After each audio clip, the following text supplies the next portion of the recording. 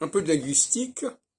Alors en anglais, je rappellerai que pour les verbes faibles, presque toujours importés du français, ce qui montre bien que le français a une impact considérable sur l'anglais, puisqu'il y a toute une catégorie de verbes qui sont d'origine française à 80% et euh, qui se déclinent de manière différente que des verbes irréguliers de l'anglais de souche.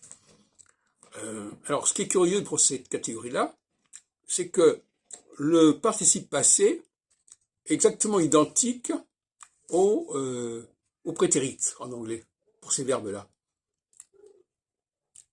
Par exemple, I look, alors, I looked, je regardais, I am looked, je suis regardé, par exemple. Un exemple un peu idiot. Donc, ils emploient le même mot. Alors, à un moment donné, ils utilisent le verbe être, de l'autre côté, ils n'utilisent pas le verbe être, mais n'empêche que le passé composé est identique dans sa forme au prétérit. Ce qui n'est pas le cas en français, ni en allemand, etc.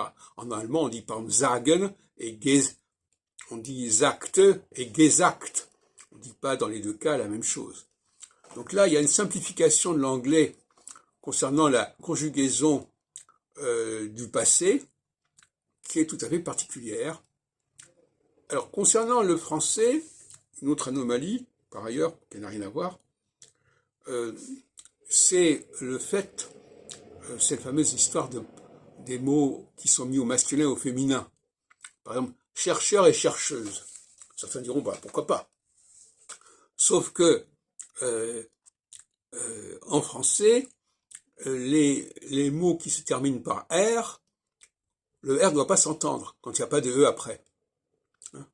Par exemple, manger, je veux manger, ER, je ne vais pas prononcer le R, sauf si il y a une liaison.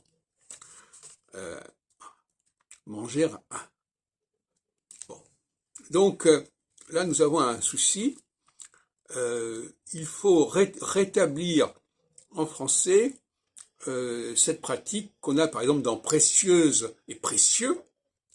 Précieuse, oui, mais précieux.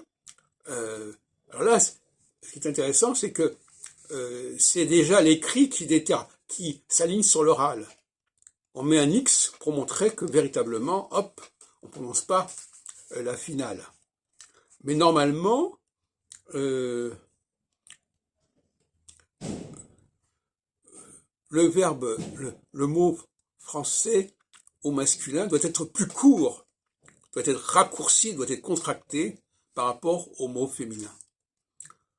De la même façon que le participe passé doit être plus court que l'infinitif. Par exemple, boire, bu, voir, vu, etc.